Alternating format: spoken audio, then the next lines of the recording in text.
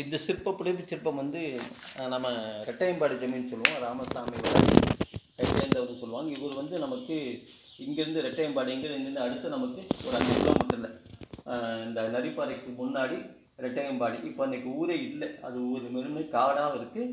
அங்கே வந்து ஒரு நீர்நிலை மட்டும் இருக்குது. அந்த நீர்நிலை வந்து ரெட்டையம்பாடி நீர்நிலை, ரெட்டையம்பாடி ஜமீன் நீர்நிலை சொல்கிறாங்க, ரெட்டையம்பாடி நீர்த்தேக்கம்னு சொல்கிறாங்க.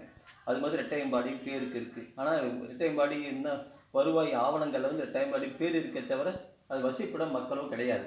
அந்த ரெட்டையம்பாடி ஜமீன் தான் இவர் வந்து நமக்கு 1792 இந்த 800 வரைக்கும் வேலு நாச்சியார் வந்து விருப்பாச்சி கோபால் நாயக்கர்கிட்ட பதுங்கி இருந்ததாக மறந்திருந்த ஒரு பதிவு இருக்குது. எங்கே இருந்தாங்கன்னு யாருக்கும் தெரியாது. ஆனால் இவங்க தான் இப்போ நம்ம பதிவில் தான் தெரியுது. இங்கே வேலுநாச்சியார் இங்கே இருந்தாங்க. ராஜராஜேஸ்வரி அங்கே வழிபாடு இருக்குது, அங்கே ஒரு தெய்வ வழிபாடு இருக்குது. ராஜராஜேஸ்வரி வழிபாடு வழிபட்டது அவங்க வேலுநாச்சியார். அவங்க வேலுநாச்சியாருக்கு அவங்களுக்கு அந்த காப்பிடமாக பாதுகாத்து இடம் கொடுத்து அவங்களுக்கு போர் பயிற்சி முழுக்க கற்றுக் கொடுத்து ஒருத்தர் யாருன்னு கேட்டால் இந்த ராமசாமி வளரி. அவர் தான் வந்து இந்த ரெட்டையம்பாடி ஜமீனோட இவர் இங்கே வந்து இந்த கோயிலில் இந்த காலகட்டத்தில், அதாவது 18ஆம் 19ஆம் நூற்றாண்டில் இந்த ஐயரை மலை வந்து பராமரித்தவர். அதுக்காக இங்கே செலவிச்சிருக்காங்க. இதையும் நாம் இங்கே பதிவு பண்ணுவோம்.